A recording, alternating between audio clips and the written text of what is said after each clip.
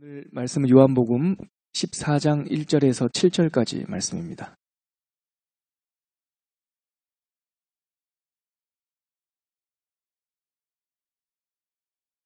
요한복음 14장 1절에서 7절까지 말씀.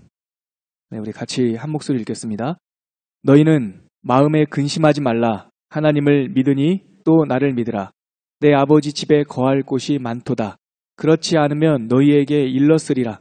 내가 너희를 위하여 거처를 예비하러 가노니 가서 너희를 위하여 거처를 예비하면 내가 다시 와서 너희를 내게로 영접하여 나 있는 곳에 너희도 있게 하리라. 내가 어디로 가는지 그 길을 너희가 아느니라. 도마가 이르되 주여 주께서 어디로 가시는지 우리가 알지 못하거늘 그 길을 어찌 알겠사옵나이까. 예수께서 이르시되 내가 곧 길이요 진리요 생명이니 나로 말미암지 않고는 아버지께로 올 자가 없느니라. 너희가 나를 알았더라면 내 아버지도 알았으리로다. 이제부터는 너희가 그를 알았고 또 보았느니라. 아멘. 자막 나왔죠, 여러분? 예.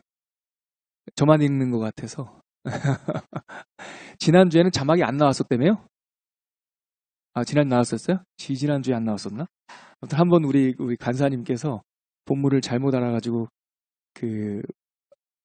자막을 못했다라고 저는 여기서는 안 보이니까 그렇게 얘기를 하더라고요. 여러분 다 같이 다시 한번 우리 14장 1절부터 7절까지 한번 펴보시면요.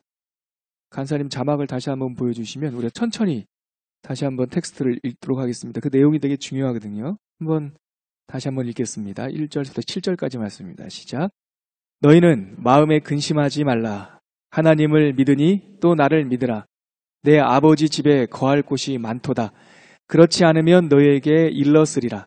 내가 너희를 위하여 거처를 예비하러 가노니 가서 너희를 위하여 거처를 예비하면 내가 다시 와서 너희를 내게로 영접하여 나 있는 곳에 너희도 있게 하리라. 내가 어디로 가는지 그 길을 너희가 아느니라. 도마가 이르되 주여 주께서 어디로 가시는지 우리가 알지 못하거늘 그 길을 어찌 알겠사옵나이까. 예수께서 이르시되 내가 곧 길이요 진리요 생명이니 나로 말미암지 않고는 아버지께로 올 자가 없느니라. 너희가 나를 알았더라면 내 아버지도 알았으리로다. 이제부터는 너희가 그를 알았고 또 보았느니라. 아멘. 요한이 전하여준 복음 10번째 강해 시간이고요.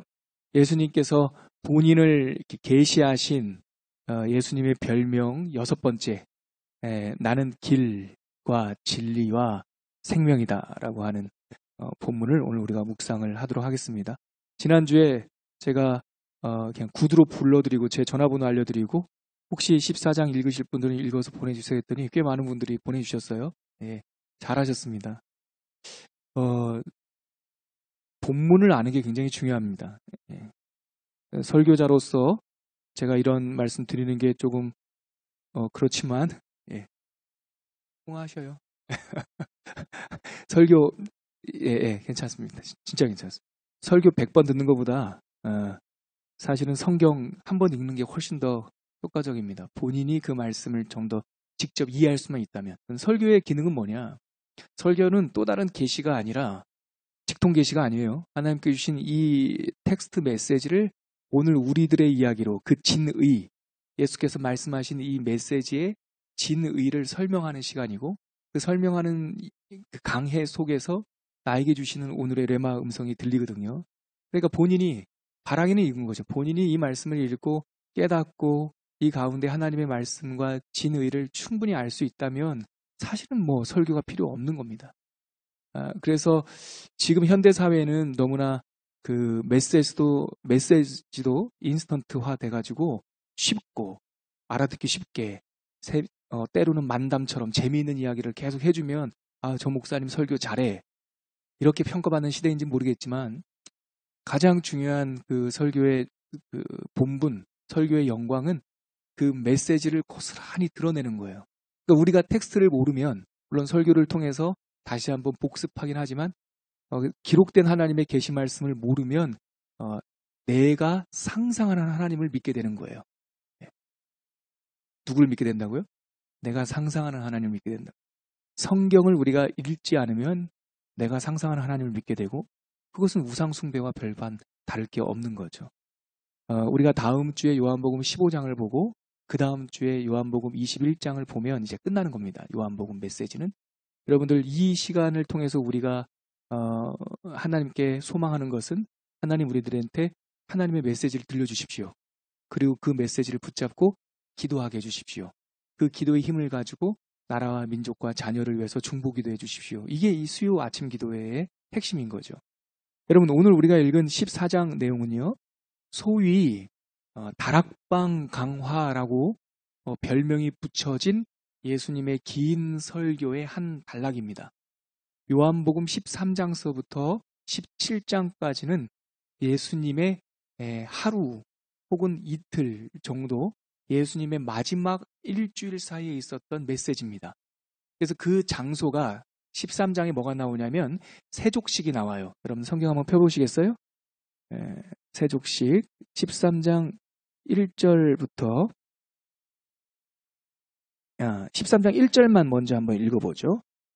요한복음 13장 1절 시작. 유월절 전에 예수께서 자기가 세상을 떠나 아버지께로 돌아가실 때가 이른 줄 아시고 세상에 있는 자기 사람들을 사랑하시되 끝까지 사랑하시니라. 저 이 구절 너무 좋습니다.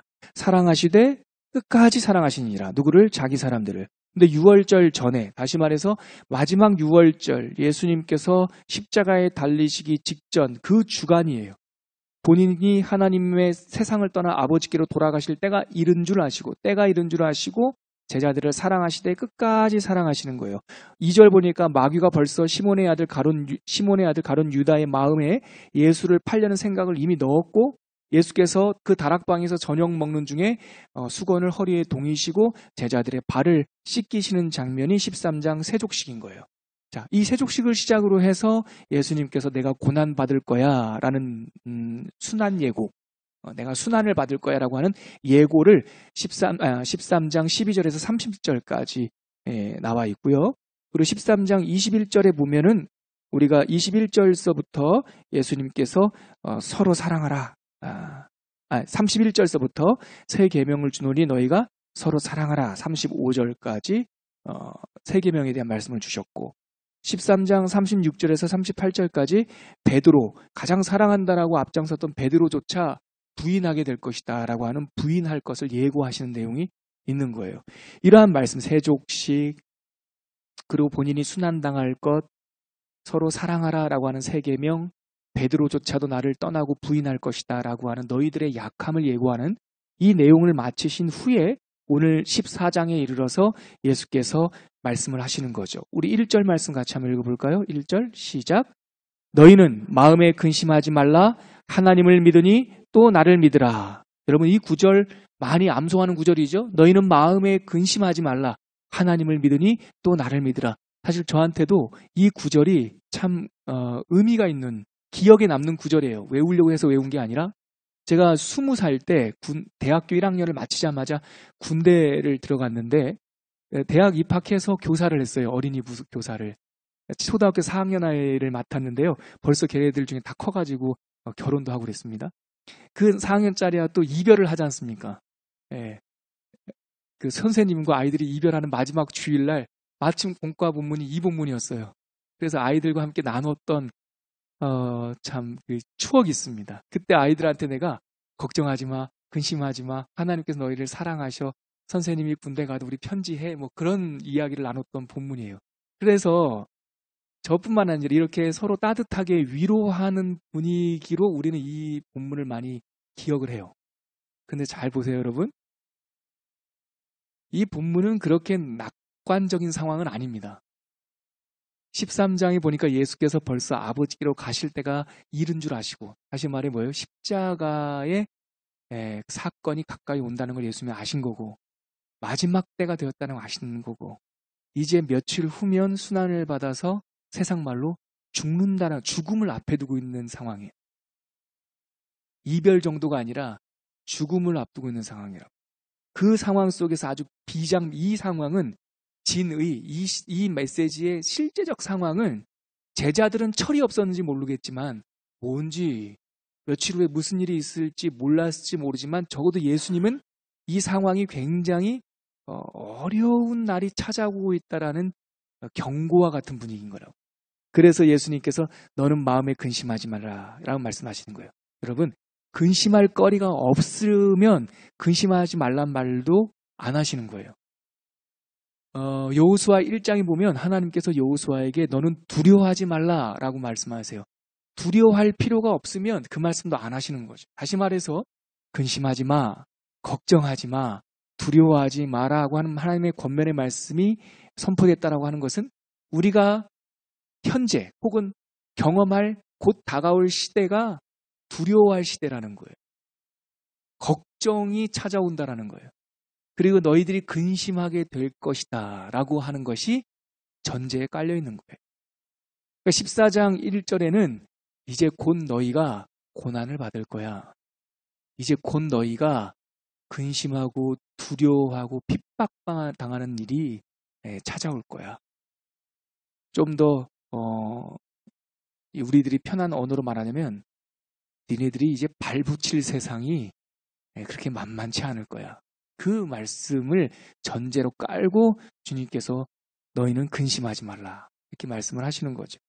그리고 하신 말씀이 하나님을 믿으니 또 나를 믿으라. 내 아버지 집에 거할 곳이 많도다 이렇게 말씀하시는 거예요. 그러니까 사실은 1절과 2절 보세요. 너희는 마음에 근심하지 말라 라온 것과 2절 내 아버지 집에 거할 곳이 많도다 요 사이에 우리의 현실이 있는 거예요. 근데 이거는 요때 특별히 예수님께서 골고다 언덕을 며칠 앞두고 특별히 갑작스럽게 하신 말씀이 아니라 제자를 부를 때부터 이미 하셨어요. 3년 전에. 그런데 우리가 그냥 예산일로 지나갔던 겁니다. 마태복음 10장 한번 찾아보시겠어요? 마태복음 10장에 보면 우리 예수님께서 공생애를 시작하던 초창기에 12명의 제자를 부르는 장면이 나와요. 마태복음 10장 한번 찾아보세요. 자, 마태복음 10장을 한번 펼치시면 거기 1절에 이렇게 되어 있죠. 예수께서 그의 12제자를 부르사, 지금 제자를 부른 거예요. 더러운 귀신을 쫓아내며 모든 병과 모든 약한 것을 고치는 능력을 주시니라. 12사도의 이름은 이러하니 베드로라 하는 시몬을 비롯하여 하고 12명의 제자 이름이 나오죠. 그리고 그들에게 어떻게 복음을 전해야 된다라고 하는 구체적인 내용이 위에서부터 15절까지 나오다가 자 16절부터 한번 우리가 읽어볼게요. 제자를 부르신 후에 예수께서 하신 이 권면에 뭐라고 해야 되나요? 단돌이 하시는 말씀이에요. 16절부터 쭉 읽겠습니다. 시작. 보라, 내가 너희를 보냄이 양을 이리 가운데로 보냄과 같도다. 그러므로 너희는 뱀같이 지혜롭고 비둘기같이 순결하라. 사람들을 삼가라. 그들이 너희를 공회에 넘겨주겠고 그들의 회당에서 채찍질을 하리라.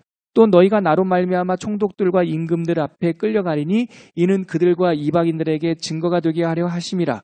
너희를 넘겨줄 때에 어떻게 또는 무엇을 말할까 염려하지 말라. 여기 염려하지 말라 이렇게 나와있죠. 왜 염려하지 말라? 앞에 지금 고난당하는 내용들이 나오지 않습니까? 그때 너희에게 할 말을 주시리니 20절 같이 읽겠습니다. 말하는 이는 너희가 아니라 너희 속에서 말씀하시는 이 곧 너희 아버지의 성령이시니라. 여러분 보세요. 지금 12제자를 부르시던 초창기에 예수께서 이미 보라 내가 너희를 보냄이 양을 이리 가운데로 보낸 것 같더라. 그러므로 너희는 뱀같이 지혜롭고 비둘기같이 순결하라. 사람들을 조심하라. 17절에 그 사람들이 너희를 공회에 넘겨주고 너희를 회당에서 때릴 거고 너희를 말미암아 너희를 비난할 거고 그 사람들이 너희들을 험담하고 수군거릴 것이다. 그러므로 염려하지 마라. 이렇게 말씀하시죠.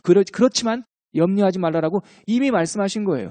근데 이거를 지금 우리가 피부에 여러분들 표정 보니까 무슨 말인지 피부에 안 와닿는 것 같아서 유진 피터스 목사님께서 이 편안한 현대 언어로 바꿔서 번역한 이 메시지 성경에 보면 아주 실감나게 저는 이 번역 너무 좋아요. 예, 제가 그걸 갖고 왔는데 한번 읽어드릴게요. 우리가 지금 읽었던 마태복음 10장 16절에서 20절까지 말씀을 이렇게 번역했습니다. 들어보세요. 늘 정신을 바짝 차려라. 내가 너희에게 맡기는 일은 위험한 일이다. 너희는 이리떼 속을 달려가는 양과 같으니 너희에게 시선이 쏠리지 않게 하여라. 뱀처럼 영리하고 비둘기처럼 순수하여라. 세상을 몰라서는 안 된다. 어떤 사람들은 너희의 동기를 비난할 것이고 어떤 사람들은 너희들의 평판을 더럽힐 것이다. 험담할 것이다. 그 말입니다. 단지 나를 믿는다는 이유만으로 그렇게 할 것이다. 그들이 너희를 법정으로 끌고 가더라도 당황하지 마라. 그들은 자기도 모르게 너희와 나에게 좋은 일을 하는 것이다. 왜냐하면 너희에게 천국 소식을 전할 무대를 만들어 준 것이기 때문이다.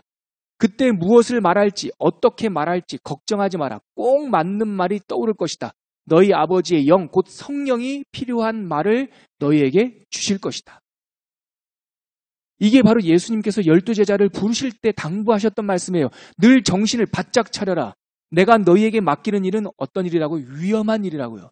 마치 너희를 양떼 속에 달려가는, 이리떼 속을 달려가는 양떼처럼 너희들을 보내는 것이다. 그러면서 하시는 말씀이 사역 초기에는 너희에게 시선이 쏠리지 않도록 하여라. 다른 말로 뭡니까? 사역 초기에는 예수님께서 정체를 들키지 마라 이렇게 하신 거예요. 그래서 예수님께서 3년 전에 지금 요한복음 14장을 기준으로 3년 전에 사역을 시작하실 때는 잘 드러내지 않으셨어요. 순한 얘기도 하지 않으셨어요. 본인 십자가에 달릴 거는 1년차 때, 2년차 때는 말씀도 안 하셨어요. 그런데 시간이 흘러서 벌써 며칠 앞으로 다가오자 그때가 이른 줄 아시고 드디어 감출 수 없는 복음의 정체, 십자가의 승리의 정체가 드러날 때가 된 거예요. 그래서 예수님께서는 그 승리의 십자가를 이제 지시게 된 거예요. 그러므로 이제는 제자들은 감출 수 없게 되었어요. 시선을 피할 수 없게 되었어요. 사람들이 이제 그 시선을 제자들에게 그러니까 보게 된단 말이죠. 그러면 어떻게 된다고요? 고난을 당할 것이라는 겁니다. 그러면 근심하게 된다는 거예요. 우리가 예수의 제자라는 것이 세상 속에 드러나게 되면 핍박과 고난과 두려움과 근심이 찾아올 것이다. 반드시. 이게 우리의 현실이라는 거예요. 세상 속에 있으면서 핍박과 근심과 걱정과 두려움을 피하고자 한다면 베드로죠. 부인했던 제자들이죠. 그러나 피하지 않는다면 그것이 찾아올 것이다. 나를 믿는다는 이유만으로 너희들을 핍박할 것이고 나를 믿는다는 이유만으로 너희들의 이 동기를 의심할 거다. 그리고 너희들의 평판을 더럽힐 거다. 제 예수쟁이래.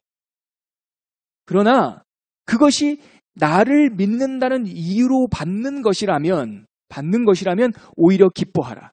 그 고난을 통하여 내 기쁜 소식이 전해질 거기 때문이다. 그리고 두려워하지 마라. 내가 성령을 보내어 너희들에게 마땅히 할 말을 주시리라. 이 이야기는 벌써 3년 전에 이미 하셨어요. 근데 우리가 그냥 흘려들었단 말이죠. 근데 예수님께서 이제 십자가를 며칠 앞두고 난 그 시점에 다시금 요한복음 14장에 너희는 마음에 근심하지 말라. 하나님을 믿으니 나를 믿으라. 내 아버지 집에 거할 곳이 많도다. 너희들이 설사 이 세상 속에서 발붙일 곳이 없이 미움받는 사람들이 된다 할지라도 너희들이 나로 인하여 나와 함께 붙어있는 것이라면 끝이 아니다. 라고 하는 말씀을 주님께서 해주시는 것이죠. 다시 요한복음으로 가겠습니다. 요한복음 14장으로 한번 가보시죠.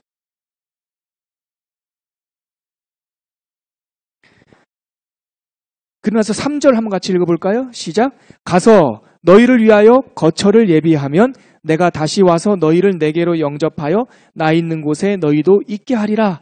예, 하나님께서 예수님께서 가시는 그 길은 실패한 길이 아니라 하나님께서 천국을 예비하시는 길이고 승리의 마중물과 같은 길이다. 그러므로 근심하지 마라. 내가 그 거처를 예비할 것이다. 그리고 내가 다시 와서 너희를 영접하여 나 있는 곳, 다시 말해서 하나님의 나라의 백성이 되게 하겠다라고 말씀하십니다. 그러면서 하나님께서 하신 말씀이 이 고난의 시기를 살아가는 제자의 방법, 제자의 길, 제자의 도를 말씀해 주시기 위하여 이미 13장에 새 계명을 주신 거예요. 새 계명이 필요한 시대를 맞이하게 될 것인데 바로 고난받고 두려워하고 근심하는 시대예요. 그 새 시대, 고난의 시대, 십자가의 시대를 사랑하는 우리들에게 주신 새 계명이 뭐냐면 너희는 서로 사랑하라. 요한복음 13장 34절, 35절 말씀이에요. 다시 한번 앞으로 가보시겠어요? 자, 이제 너희는 서로 사랑하라고 했던 그 새 계명이 새 계명을 실천해야 될 배경을 지금 말씀해 주신 거죠. 우리 13장 34절과 35절 같이 읽겠습니다. 시작. 새 계명을 너희에게 주노니 서로 사랑하라. 내가 너희를 사랑한 것 같이 너희도 서로 사랑하라. 35절 너희가 서로 사랑하면 이로써 모든 사람이 너희가 내 제자인 줄 알리라. 여러분 이 구절 참 중요합니다. 자, 근심하고 두려워하지 말아야 돼요. 발붙일 곳 없어 보이는 이 세상 속에 우리가 근심과 걱정과 두려움 없이 살아가야 돼요. 그 살아가야 되는 제자의 방법이 뭐냐면 세 계명을 주신 방법인데 서로 사랑하라는 거예요. 근데 여기서 아가페오 알레온이라고 헬라어로 아가페오 사랑해라 알레온이라고 하는 말은 서로 사랑하라 라고 하는 말은 우리가 생각한 평소에 그냥 예사롭게 흘려들었던 거랑 조금 다른 뉘앙스가 있어요. 이 아가페라는 말은 아시겠죠? 사랑하라. 알레온이라는 말은 each other 영어로 해서 서로 피차가네라는 뜻도 있지만 두 번째 뜻이 뭐가 있냐면 another라는 뜻이 있어요. 다른 이, 나와 다른 이. 그래서 많은 영어 성경은 요한복음 13장 34절을 love another 이렇게 번역해요. 자, 아직까지도 이 뉘앙스가 안 오신 것 같아요? 다른 이를 사랑하라고요. 나 말고 나와 상관없는 이가 아니라 너와 다른 존재를 사랑하라고요. 노병국사 너 보고 아직까지 못 알아들었구나. 그래. 너는 말이다. 다른 이 사랑한다고 생각할 거야. 근데 네가 사랑하는 사람들 잘 봐라. 너랑 같은 이를 사랑해. 너를 사랑해주는 사람을 사랑해. 너랑 비슷한 사람을 사랑한다고. 너랑 다른 일은 사랑하지 않는다고. 사랑하지. 교회 다니는 사람들 사랑하지. 누구? 교회 다니는 사람을 사랑해. 사랑하지.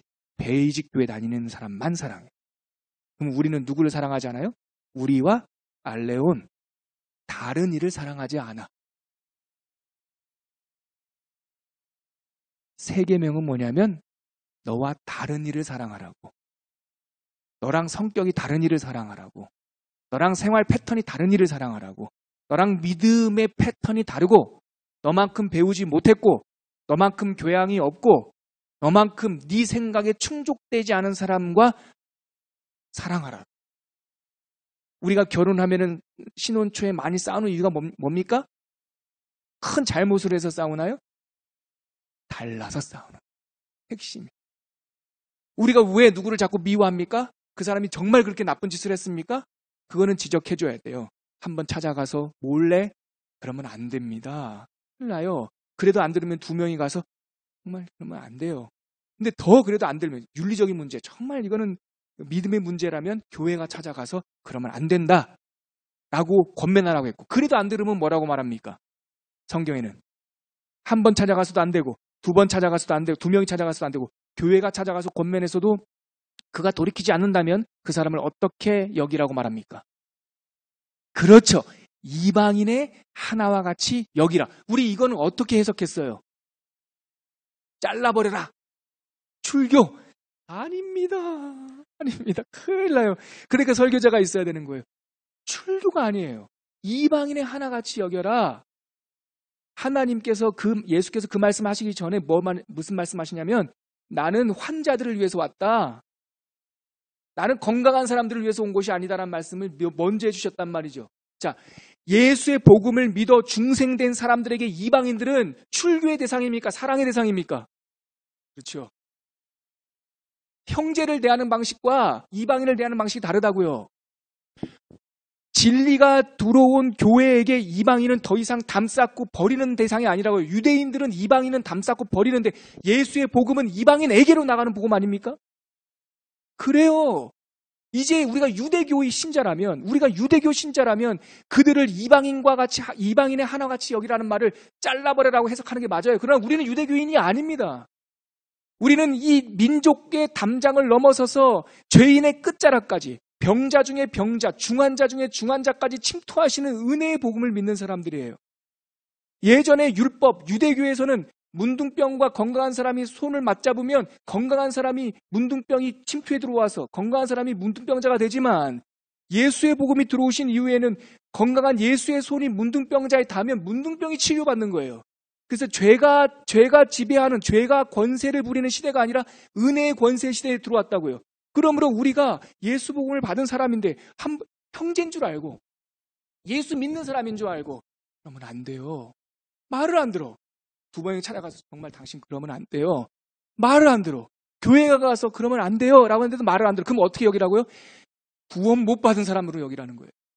아직 예수 복음이 그에게 없는 거예요. 그러므로 당연히 믿음의 의무를 부여할 것이 아니라 그를 더 사랑해야 돼요. 더. 그 사람을 한 번 찾아가서 두 번 찾아가서 세 번 찾아서 교회가 권면했는데도 못 알아듣는 그 사람을 사랑할 곳은 교회밖에 없단 말이죠. 여러분, 제가 좀 민감한 얘기 하겠습니다. 동성애가 성경에서 말하는 죄의 목록에 들어갑니까? 안 들어갑니까? 들어가요. 동성애는 이건 윤리적, 성적 취향의 문제가 아니라 죄라고 성경에 되어 있어요. 왜 그게 죄냐고 저한테 묻지 마요. 성경에 이렇게 되어 있어요.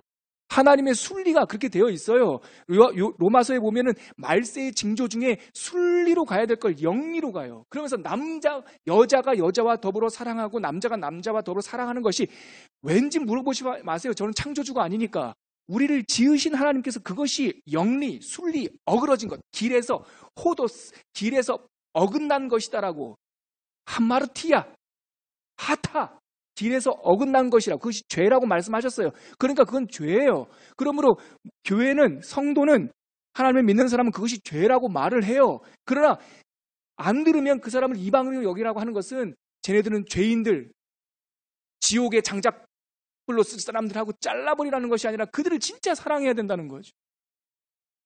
왜 동성애를 대하는 이 시대 가운데 교회를 불편하게 봅니까?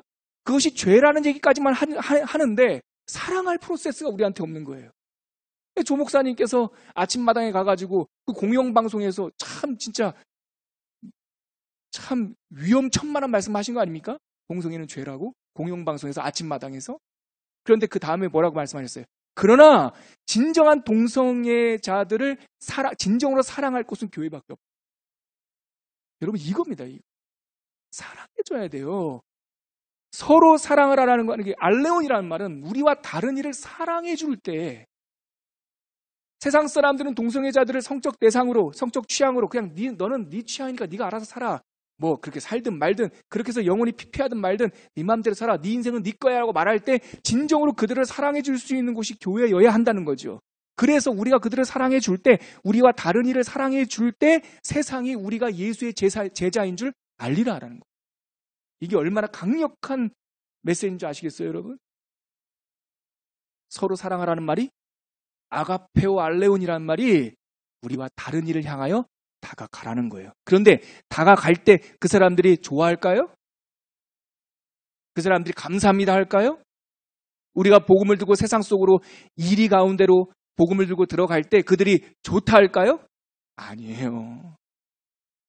감사하지 않는 것 가지고 여러분들 근심하지 마세요. 우리가 세상 가운데 이렇게 했는데 세상은 우리에게 감사하지 않는다. 근심하지 마세요. 우리가 세상에게 이렇게 대했는데 그 세상이 우리의 오른뺨을 쳐요. 두려워하지 마세요. 우리가 이렇게 선의로 대했는데 세상은 우리들에게 옆을 쿡 찔러요. 걱정하지 마세요. 지금 그 말이란 말이에요. 이 말이. 이 말이. 우리가 세상을 사랑할 때 오히려 그 세상의 대상은 우리를 친단 말이죠. 우리를 비난한다고요. 우리의 평판을 내린다고요. 그래서 우리가 사랑하지 않다가 버림받는 것이 아니라 예수의 이름으로 고난을 당한다는 말은 예수의 이름으로 사랑하다가 버림받는다고요. 예수의 이름으로 바르게 살려고 하다가 그 대가를 치르게 된다고요. 이게 얼마나 부담스러운 말인지 여러분들 느끼셔야 돼요. 우리가 아들, 딸들에게, 자녀들에게 가르칠 때 정직하면 성공해 이렇게 말씀 전하잖아요. 그렇게 권면하잖아요. 물론 궁극적으로 성공하죠. 그런데 여러분, 표면적으로는요, 하나님의 정의의 심판이 다가오기 전까지는 정직하면 손해보는 경우가 더 많아요. 손해보는 경우가 더 많아요. 그럼 제가 재밌는 얘기 하나 해드릴까요? 재밌을지 모르겠어요. 제가 경험한 건데. 여러분, 한 교회가요, A파, B파, 두 파로 갈라져서 싸우면 어떻게 해야 돼요? 예를 들어, 교회가 두 팀으로 나눠져서 막 싸우면 우리 어떻게 해야 돼요? 네? 다른 교회로 가야죠. 네, 좋아요. 진짜 현명하십니다. 근데 성도들은 다른 교회를 가도 목사는 어떻게 해야 돼요? 예? 저 어떻게 해야 되냐고요. 그러니까 제가 꿋꿋이 어떻게 해요? 이쪽 편 들어요? 이쪽 편 들어요? 여러분, 여기 편안한 자리니까 제가 제 이야기를 죄송스럽게 좀 하나 하자면, 제가 늦지막히 회사 다니다가 33살에 신대원을 갔어요. 너무 감사하게도 신대원 다닐 때 한 교회에 목회자, 인재 양성, 장학생으로 선발돼서 3년 내내 그 교회가 저랑 상관이 없는데 장학금을 풀 스칼라십을 다 줬어요. 신대원. 그리고 스칼라십만 준 게 아니라 한 학기당 100만 원씩 책값을 줬어요. 그래서 그 책값을 충분히 난 그 교회의 그 스피릿이 너무 마음에 들었어요. 그래서 졸업하고 나서 늦은 나이지만 유학을 가겠다고 하니까 미국 유학까지 보내줬어요. 한 달에 1,000불씩 계속 줬어요. 너무 감사하잖아요. 단, 이 교회의 요청은 뭐였냐면, 당신이 공부를 다 마치면 우리 교회에 와서 2년만 사역해달라는 거였어요. 그래서 3년 장학금 받고요. 또 기도도 받고요. 매 학기 끝나면 그 교회 가가지고 성도들한테 오후 예배 때 축복받고 그랬거든요. 유학을 갔는데 공부를 마칠 때쯤 저는 이제 교수가 될 생각이 없었기 때문에 돌아와야겠다 생각했는데 마칠 때쯤 그 교회가 분쟁이 일어났어요. 오해가 났어요. 오해가 결국 나중에 밝혀졌는데 오해였어요. 과장된 오해. 그래서 A파, B파로 갈라졌어요. 그래서 1월 달이 됐는데 청년부가 600명, 700명 모였는데 목회자 3명이 다 다른 교회로 갔어요. 저보고 오래요. 그 목사님께서 안식년 떠나시고 목사님도 안 계시는데 부목사님들만 있는데 저보고 귀국해서 청년부 좀 맡아달래요. 약속은 약속이잖아요. 왔어요. 왔는데 진짜 딱 2개는 갈라져서 싸우더라고요. 어떻게 해야 돼요, 제가? 어떻게 해야 돼요? 근데 다행히 청년부는 안 갈라졌어요. 2개로. 청년부는 더럽다고 떠났지. 떠나서 몇백 명 남았더라고요. 800명 모였던 청년부가 200명 조금 남았는데 얘네들 어떻게 해요? 20살부터 39살까지. 제가 갈라지지 말자. 난 다른 건 모르겠고 이게 맞는지 적용인지 맞는지 모르겠어. 분열된 것이 가장 안 좋은 거다. 다 싸우는 게 안 좋은 거다. 누가 잘못된지 안 잘못된지는 그렇게 정확한 저울은 나한테 없고 가장 명확한 건 내가 하나 아는데 너희들이 서로 싸우고 서로 미워하고 편가르고 이러면 그거는 명백히 나쁜 거니까 그거 하지 말자. 우리 중립하고 제가 11개월을 1월부터 11월 때까지 11개월을 사역을 했단 말이에요. 그랬더니 이 11개월이 지나고 그 목사님이 다행히 컴백을 했어요. 컴백을 하니까 청년들이 찬성하는 사람도 있고 반대하는 사람도 있을 거 아닙니까? 그래서 제가 그때 컴백하시고 나서 사임을 딱 했다고요. 이제 그만두겠습니다. 왜냐면 이 편 들 수도 없고 저 편 들 수도 없으니까. 그래서 중립을 딱 지킨 거 아닙니까? 그래서 200몇 명 남아있던 청년부가 11개월 만에 600명 정도로 모였어요. 팩트입니다. 그리고 사임을 했어요. 근데 전도한 게 아니라 나갔던 친구들을 다시. 그랬는데요. 저는 그 대가를 그 이후로 4년 동안 톡톡히 치르고 있고 지금도 치르고 있어요. 이쪽에서는 담임 목사 편 안 들었다고 공격하고요. 이쪽에서는 청년들이 다 컸는데 청년들을 바보로 만들었다고 공격. 그게 현실이에요, 여러분. 이 편도 안 들으면은요, 2편한테 다 칭찬받을 것 같습니까? 이 편도 들지 않고 이 편도 들지 않으면요, 양편한테 공격받습니다. 그런데 그것이 달가워야 되는 거예요. 그것이 달가워야 되는 거예요. 근심하지 말아야 되는 거예요. 걱정하지 말아야 되는 거예요. 아버지 집에 거할 곳이 많기 때문에. 끝이 아니기 때문에. 언젠가 하나님께서 세밀한 재판관으로서 가늠하실 거기 때문에. 메신저로서 저는 제 얘기를 하지만 여러분들에게도 한번 적용해 보세요. 이 길이 있고 이 길이 있는데 뭡니까 그건? 태극기 들어야 됩니까? 촛불 들어야 됩니까? 성경을 들어야죠, 여러분. 그러면은 또 사회적 뭐도 없는 교회라고 또 뭐라고 하고요. 여기서는 애국심이 없는 교회라고 뭐라고 맨날 그래요, 우리가. 여러분, 그런데 그 좁은 길로 걸어가는 게 예수의 복음이고요. 설사 그 좁은 길로 가다가 비판을 받고 그러니까 미움을 받아가지고요. 발붙일 곳이 없어도 좁고 좁은 길을 걷다가 발붙일 곳이 없어도 걱정하지 마라. 두려워하지 마라. 내 아버지 집에는 거할 곳이 많도다. 아멘이시죠? 지금 그 메시지를 주님께서 하고 계시는 거죠. Love another. 너와 다른 이를 뭐하라? 사랑하라. 그럼 미움받을 거예요. 그래도 뭐하라? 사랑하라. 사랑하라. 자, 그랬더니 5절 보세요. 5절 같이 한번 읽겠습니다. 시작. 도마가 이르되 주여 주께서 어디로 가시는지 우리가 알지 못하거늘 그 길을 어찌 알겠사옵나이까. 이게 뭐냐면요, 여러분, 도마는 요한복음에서 나오는 도마는 거의 나무 조연상쯤 되는 자주 등장하는 인물이에요. 요한복음 11장에도 이 도마가 나왔잖아요. 나사로 살리러 갈 때 우리가 주와 함께 죽으러 가자 말했던 그 아주 시원한 사람, 아주 사이다 발언 잘하는 사람이에요. 예수님께서 이렇게 살짝 이렇게 은유로 야, 내가 너희들 이제 앞으로 근심하지 마. 그 말은 근심할 일을 당할 거야. 그러나 내가 천국 가서 예비할게. 내가 죽을 거야. 그 얘기거든요, 사실. 내가 십자가를 질 거야. 그 얘기예요. 내가 예비하고 올게. 너희들이 이미 내 길을 알고 있잖아. 이렇게 예수님께서 말씀하셨더니 4절에 내가 어디로 가는지 그 길을 너희가 알고 있잖아. 예수님께서 십자가 얘기를 조금씩 하셨거든요. 그런데 제자들이 이렇게 말씀하시면 저도 그렇고 몰라도 그냥 얘 아는 척 했을 것 같은데 도마는 그런 꼴을 못 봐요. 너희들이 내가 가는 길을 알잖아. 그랬더니 도마가 주님 모르겠는데요. 그 말입니다. 지금 5절이. 당신이 지금 자꾸 이 말했다가 저 말했다. 우리는 당신이 왕이 될 거라고 생각하고 있는데 내가 상상하는 하나님. 당신이 왕이 될 거라고 생각했는데 자꾸 죽는다는 소리하고 자꾸 떠난다는 소리하고 도대체 모르겠어요. 저는 이 본문을 읽다가 우리 교회 생각이 났어요. 베이직 교회 좋은데 다른 건 모르겠고 내가 베이직 교회 다닌다는 말 이제 어디 가서 창피하진 않은데 그렇지 않습니까? 베이직 교회 다니는 성도들의 이런 얘기 하더라고요. 뭐가 좋습니까? 베이직 교회 다니니까.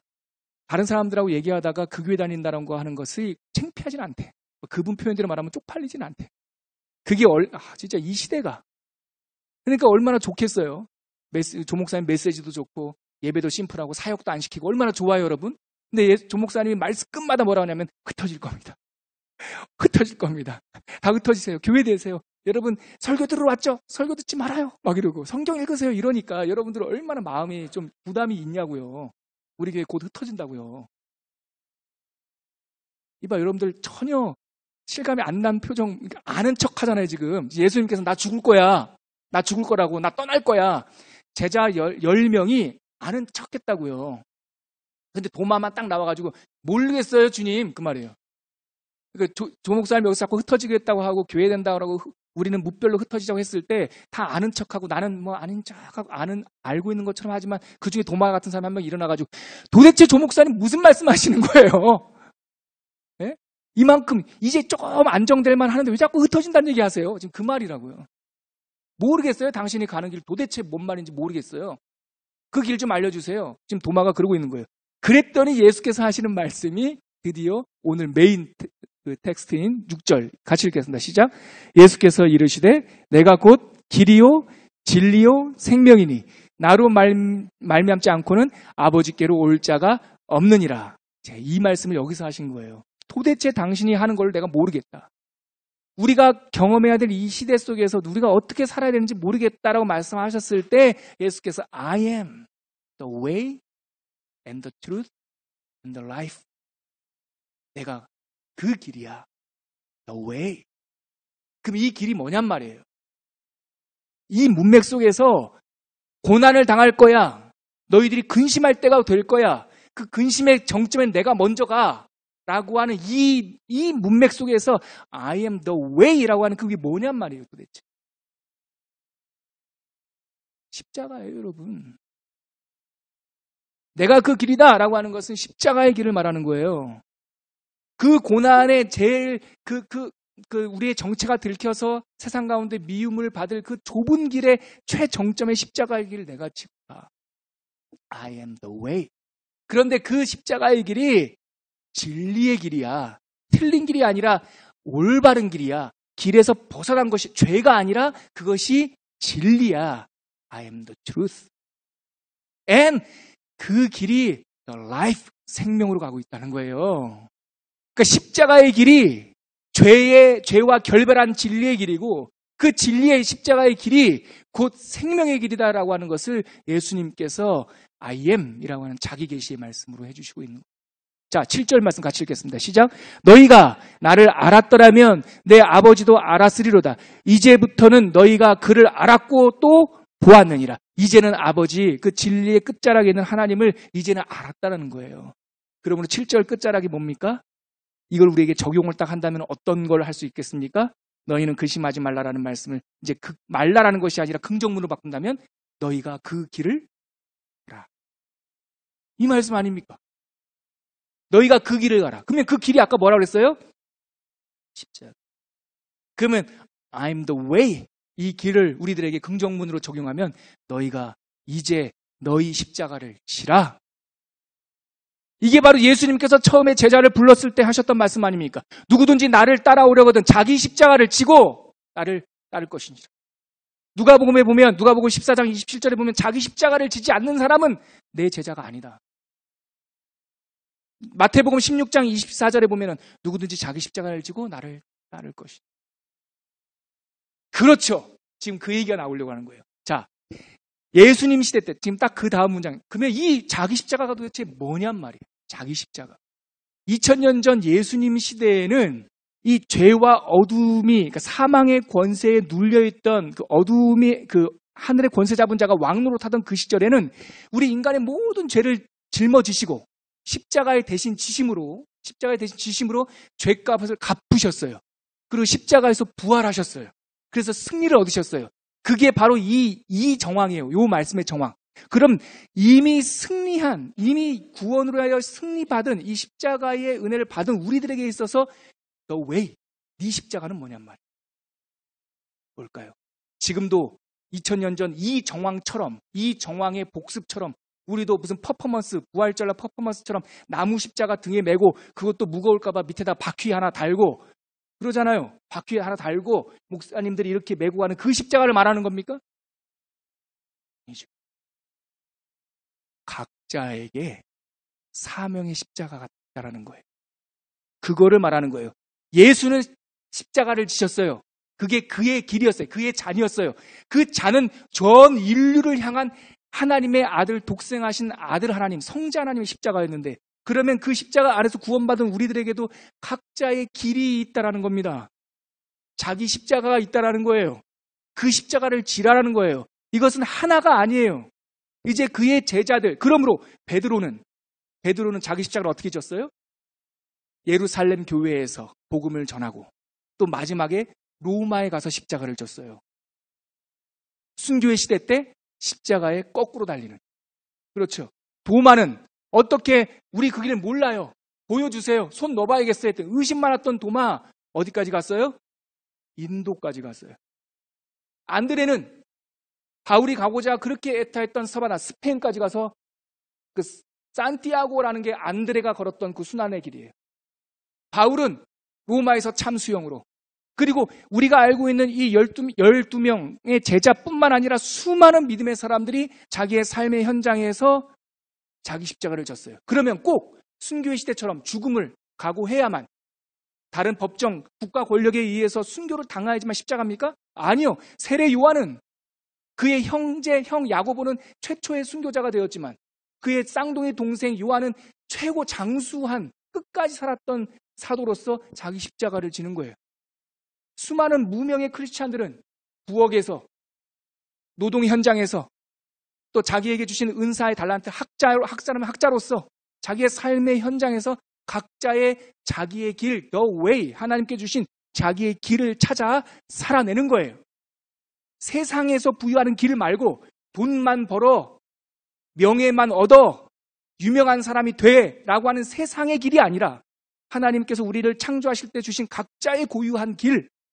그래서 성경 안에 우리 모든 사람들의 길이 있다라고 말을 해요. 아까 제가 처음에 말씀드렸지만 죄란 도대체 뭡니까? 하나님께서 예수 그리스도께서 그 십자가의 길을 통하여 끝내버린 죄란 도대체 뭡니까? 히브리어로 그게 하타. 뭐라고요? 길에서 벗어나. 헬라어로 이게 갑자기 생각이 안 나네. 함마르티야. 헬라어로는 함마르티야. 이것도 관역에서 빗나갔다. 죄가 뭐예요? 길에서 나간 거예요. 그러면 구원받았다는 것이 뭡니까? 그 길을 찾은 것. 그 길을 알게 된 것. 삶의 방향, 삶의 소명, 부르심의 의미, 구원을 주신 까닭, 그것을 깨닫게 되어 그 소명, 그 길 위를 믿음 가운데 그 진리의 길을 걸어가는 것. 그것이 바로 구원을 실천하고 구원으로 살아가는 삶인 것이죠. 오늘 말씀, 예수께서 말씀하셨습니다. 내가 곧 길이다. 그리고 그 길이, 각자의 길, 그 십자가의 길이 곧 진리의 길이다. 그 진리의 길을 걸어가다 보면 결국 생명에 다다릅니다. 예수와 함께 그 길을 걸으셔서 생명의 영원한 영생의 복락을 누리는 여러분들이 되시기를 주님의 이름으로 축원합니다. 말씀